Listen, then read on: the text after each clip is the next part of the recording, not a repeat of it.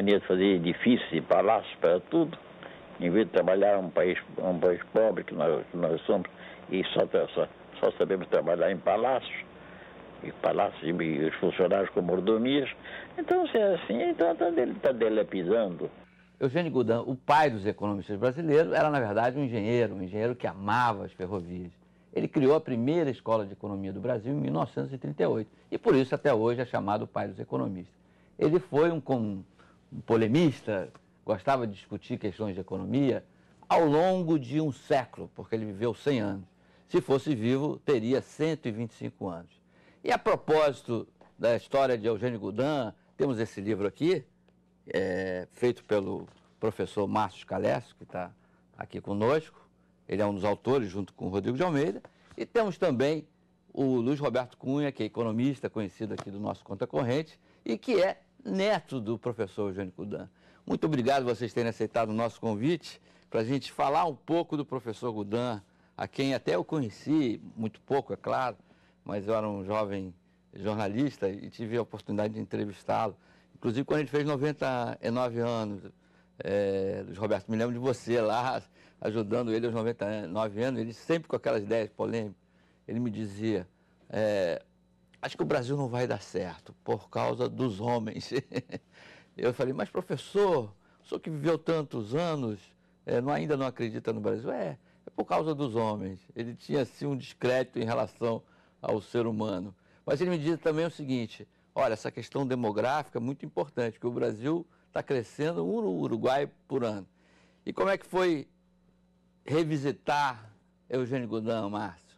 Bom, a pesquisa foi muito facilitada pelo professor Luiz Roberto, porque o professor Luiz Roberto tem um verdadeiro arquivo da economia brasileira na casa dele e também um arquivo bastante completo sobre Eugênio Goudin.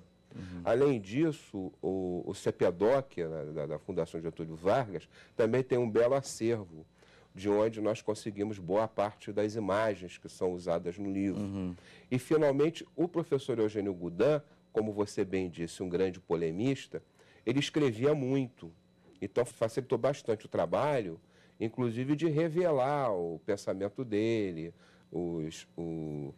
as observações que ele fazia acerca do Brasil, as grandes implicâncias que ele elegeu ao longo da vida, né? Implicância, por exemplo, em relação a Brasília, que ele achava que era um desperdício de dinheiro fazer a capital, implicância em relação à Petrobras, que na época ele dizia que era uma empresa de petróleo que não tirava petróleo, e coisas desse tipo. E a grande batalha que ele travou, em termos de economia propriamente dito, que era em relação à necessidade de combater a inflação, né? Ele sempre foi um fervoroso crítico das políticas governamentais que, na opinião dele, geravam a inflação, e ele achava que esse era o grande mal, era a grande desgraça da economia brasileira e que fazia com que as coisas não funcionassem direito, né? Uma vez, Otávio Gouveia de Bulhões, que era um admirador e acho que discípulo de Goudin, ele me disse um dado interessantíssimo, que quando Goudin despachava com o presidente Getúlio Vargas, que Getúlio, quando via falar de economia, fechava os olhos, assim, né? Não, achava o assunto chato. Quando falava em política, que os olhos brilhavam. Então, com o tempo, ele foi reduzindo o despacho, né? Quer dizer, ele foi levando, eram 3 folhas, foi reduzindo para 2 folhas, para 1 folha e meia, para falar tudo rápido para o Getúlio tomar as decisões. Ele mesmo disse, numa longa entrevista, uma série de entrevistas que ele deu ao jornal o Globo, né, que o presidente Getúlio se sentia extremamente enfadado quando falava de economia, que o negócio do Getúlio era discutir poder mesmo, né? Então ele brinca dizendo que em determinado momento o Getúlio começava a olhar para a janela, então, entendeu? Começava a suspirar. O Bulhões dizia que ele fechava os olhos. Exatamente. Aí, certamente, ele reduziu o tamanho dos despachos para resolver aquilo logo de uma vez. Ele escrevia um artigo por semana no Globo. Ele chegou a escrever 3 artigos. Houve um período na vida em que ele tinha 3 artigos, segundas, quartas e sextas. Escrevia à mão, com caneta. Escrevia à mão. Ele tem uma letra difícil, tinha uma secretária que sabia interpretar aquilo. E era uma coisa muito, muito interessante, porque você escrever, não é? Ter um período da vida em que você tem essa produção, ele tinha que buscar, não é, formas de ter ideias. E acho que uma das ideias interessantes é o que eu chamo do hard disk dele, um caderninho onde ele tinha vários recortes, várias coisas anotadas, tudo isso, para ter ideias. Por esse fichário aqui, Luiz Roberto, tem muita coisa sobre literatura e música, né? Que ele também tinha essa paixão. Ele adorava música e literatura. Um livro de cabeceira dele, que era um livro quase de autoajuda da primeira metade do século XX, chama Art de Vivre, do André Maurois, e ele cita, inclusive, tem trechos anotados nesse Art de Vivre. E música, ele adorava a música, ele chegou a cantar em Recife, quando ele estava lá jovem, o Boito do Mefistófeles, segundo ele, mal cantado, uma companhia que estava visitando lá no Recife. Vai ver que o Simons herdou isso dele, Mário Henrique Simons. Você vê que ele dizia que ele cantava, o Simons gritava. Pô, e o Simons se considerava um barítono, né? Não para o Eugênio Goudin. Bom, eu queria trazer um pouco o pensamento dele para a discussão de hoje. Nos anos 50, o professor Goudin teve uma célebre polêmica, né, em relação à industrialização do Brasil. E ele até foi injustamente acusado de achar que o Brasil tinha que se tornar apenas uma potência agrícola.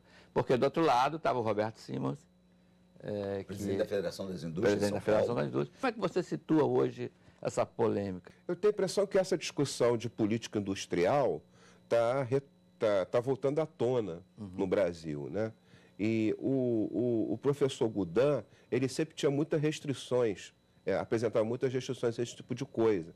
Ele entendia que o processo econômico ia se resolver basicamente com a integração do Brasil na economia internacional. Pode-se dizer que o professor Goudin, está aqui o professor Luiz Roberto pode me desmentir ou não, era um grande adepto da teoria do sistema de vantagens comparativas do Ricardo. Ele entende isso daí como o elemento fundamental de entendimento da economia internacional.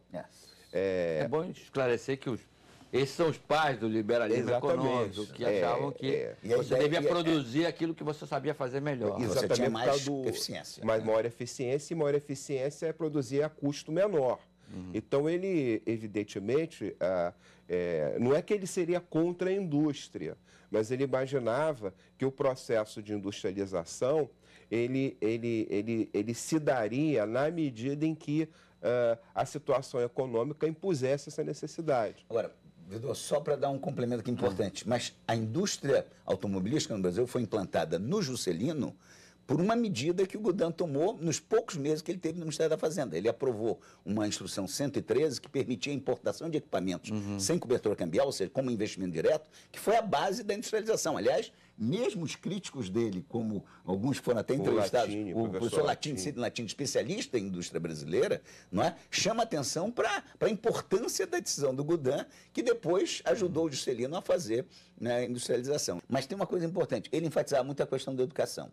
Aliás, um dos pontos importantes que ele sempre lutou na vida dele é dizer que o Brasil tinha que investir em educação. Não construir prédios, mas investir em educação, suntuosos, mas investir em educação. Então, na verdade, o que ele dizia era isso, o Brasil precisava ter produtividade para poder se desenvolver. Então, a discussão colocada nesse contexto, quer dizer, ele não era contra a indústria, apenas ele, como um economista que tinha uma visão liberal, ele achava que isso tem que ser contextualizado e olhado num horizonte de longo prazo. Como é que você acha que ele viria a situação hoje nessa possível desindustrialização do Brasil? Olha, eu acho que o câmbio era uma coisa que ia preocupar ele, porque, na verdade, lembra, ele foi a Bretton Woods, ele foi membro da delegação brasileira em Bretton Woods, nomeado pelo Getúlio, embora ele fosse crítico muitas vezes. O Sousa Costa era o ministro, mas ele era... Bulhões também foi. Bulhões foi também. Bulhões sempre trabalhou com ele. Bulhões era um homem da SUMOC, né, da Superintenência de Moeda e Crédito, da moeda, sempre trabalhou com ele no Ministério e tudo isso. Mas ele foi. E Bretton Woods discutiu muito essa questão dos regimes, né, cambiais, tudo isso. Então, acho que ele teria uma preocupação com o excesso de liquidez na economia mundial e com o efeito sobre o câmbio. Então, ele teria alguma benevolência em relação à questão do câmbio e chamaria a atenção claramente das reformas estruturais. Eu acho que essa é a temática dele nos artigos a vida inteira, que são publicados em livros dele, era sempre criticar a falta de investimento em infraestrutura, o excesso de regras e de dificuldade que tinha o empresário para trabalhar. Então, acho que ele estava muito ajornado aqui em relação a essas questões. Roberto, o livro, eu tenho a impressão que é bastante... Tenho impressão não, eu tenho certeza, né? Por final de contas eu escrevi parte dele. Ele é bastante honesto. porque apresenta tanto aquilo que eu posso achar interessante do professor Eugênio Goudin, relativo às opiniões dele, quanto aquilo que eu discordo completamente, por exemplo, como cidadão brasileiro. Por exemplo, tem um capítulo que é o desconforto com o Brasil, raízes do desconforto com o Brasil. Nesse capítulo, por exemplo, ele mostra claramente que ele duvida muito que o sistema democrático funcione na América Latina. Né? Ele coloca enormes reticências. Quando eu fui contratado para fazer esse livro, a empresa que me contratou, que promoveu o livro, é Insight, né? E esse livro é patrocinado pela Lei Rouanet. Né? Foi uma coisa que eu descobri e falei com eles, e aí, como é que faz? Aí, não, bota no livro, pô, o livro vai ser honesto. Então ele dizia, olha, enquanto não houver um sistema educacional consistente no país, dificilmente uma democracia vingará, não só no Brasil como na América Latina. Daí a nossa inclinação a governos autoritários, coisas desse tipo. Daí ele achar que as constituições são papel sujo de tinta, não são aplicadas. Ele pensava essas coisas mesmo. O Brasil era um país de analfabetos, quer dizer, a maioria da população era analfabeta até os anos 50, né? Sim. Grande parte dos anos 50. Mas, por outro lado, até que ponto esse tipo de discurso não pode ser comparado com aquele... O povo não está preparado para a democracia, que nós criticamos tanto durante muito tempo. A gente conhecia o professor Goudin, sabia que ele era uma pessoa aberta à discussão. Eu me lembro, por exemplo, quando o Raul Prebisch esteve no Brasil, o Raul Prebisch era da CEPAL, quer dizer, sim, era exatamente do outro lado da trincheira. E eles pareciam amicíssimos. E o Raul Prebisch cita ele na palestra, assim, o meu amigo... Mas foi reproduzido no livro também uma carta do Celso Furtado agradecendo ao Goudin uma série de gentilezas que o professor Goudin havia feito a ele, o professor Celso Furtado, e eram adversários, eram de trincheiras opostas. Gente, eu vou ter que fazer um intervalo, mas já a gente volta.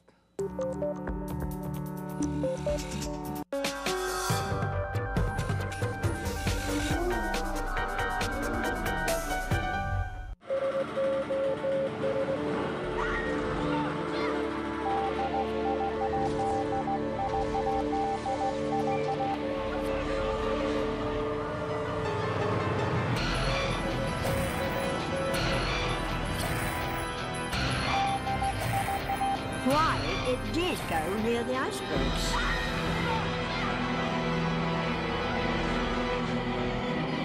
Means to me that man is arrogant and thinks that he can go much farther than he can.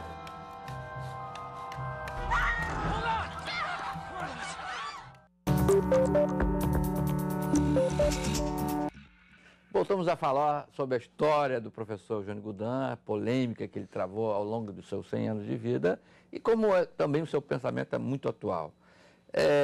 Vamos falar um pouquinho da vida dele, que acho que muita gente não chegou a conhecê-lo, ele morreu há 25 anos.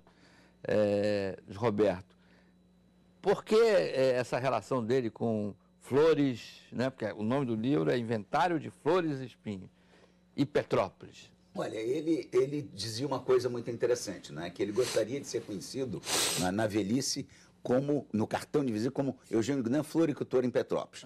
Ele tinha uma casa em Petrópolis, ali no centro de Petrópolis, perto ali da catedral, né? Onde ele adorava, né, ter dálias, íneas, amigos traziam naquela época, inclusive da Europa, bulbos de flores, né, para ele, e ele tinha quando ele viajava também, ele tinha uma bela coleção de flores. E também tem esse negócio de ter um hábito das famílias remediadas do Rio de Janeiro, do início do século, final do século XIX, início do século XX, subir no verão subir a serra, não só por causa do verão, mas por causa da febre amarela.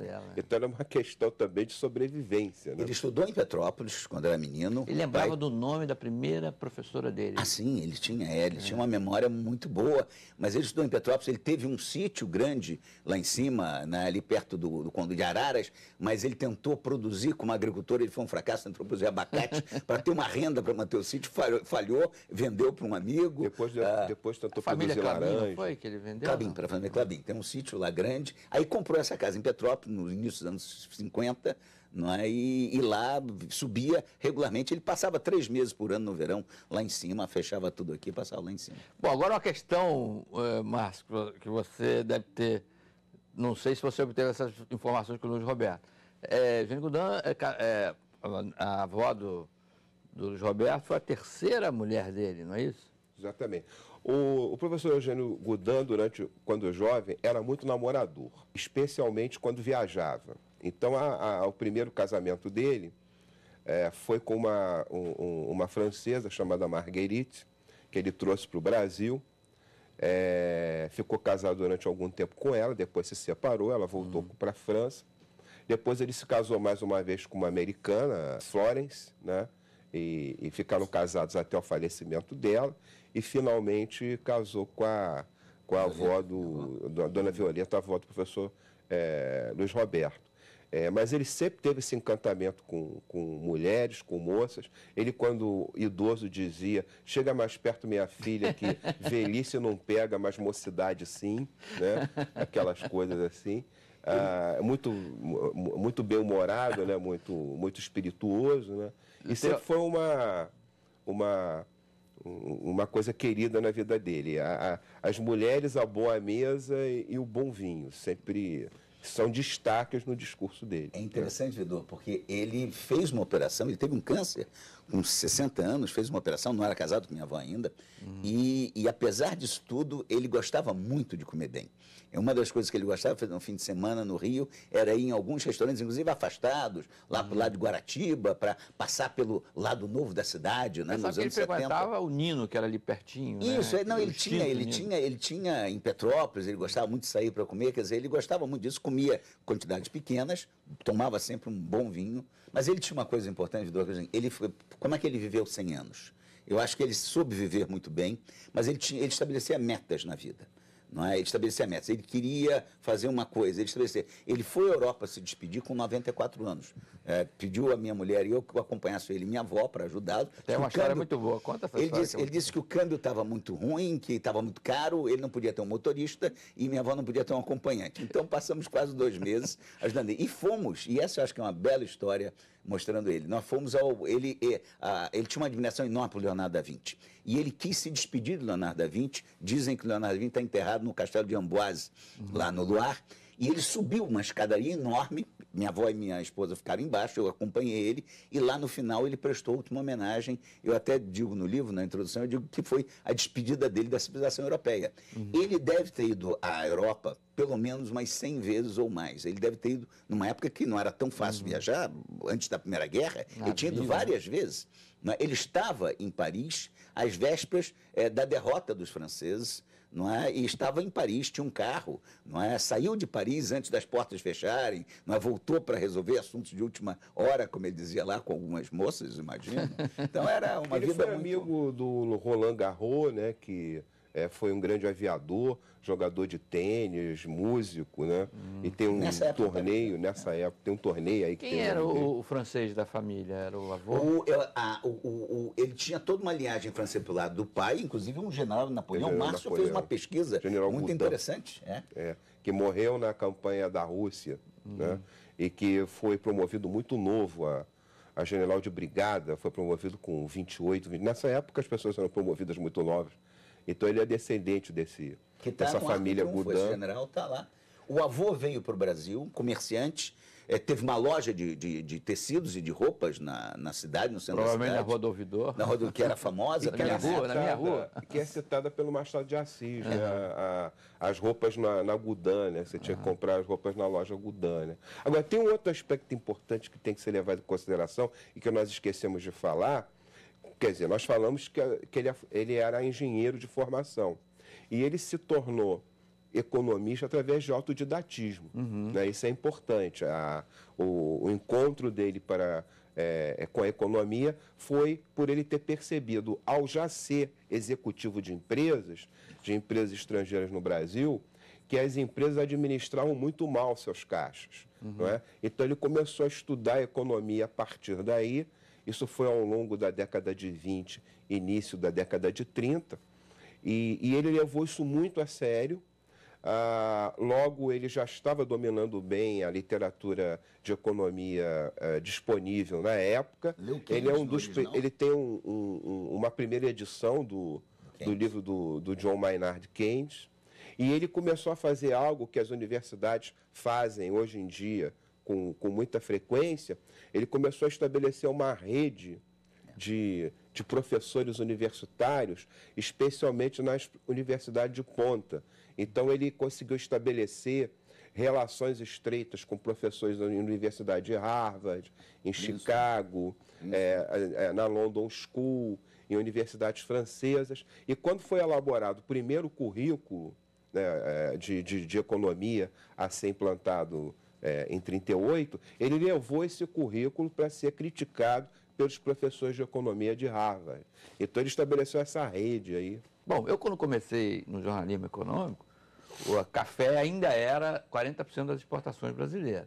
Mas na época dele, provavelmente, era 80%. Né? Era o rei café. E isso deve ter influenciado muito ele, né?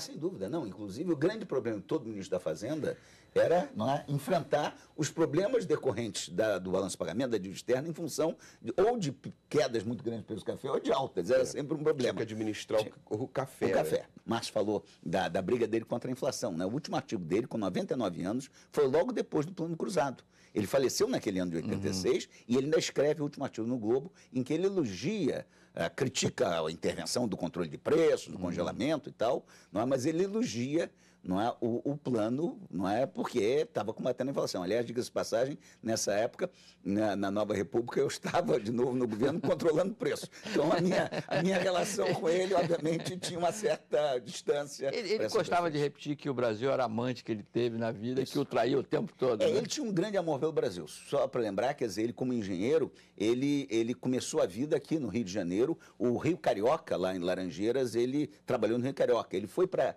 o interior do Nordeste, no Acarape, lá no Ceará, e ele fez uma barragem, sozinho, menos de 30 anos. Ele fez uma barragem, não é, indo ao Canal do Panamá para ver como é que se trabalhava com grandes obras. O prédio que ele morou na Rua Miguel Lemos... O prédio que ele morou na Miguel Lemos, esquina com a Atlântica, ele construiu, né? Ele em Recife... Construiu até uma adega embaixo. Tem uma adega embaixo para os vinhos, ele adorava vinhos, flores e vinhos, eram grandes paixões, não é, da vida dele.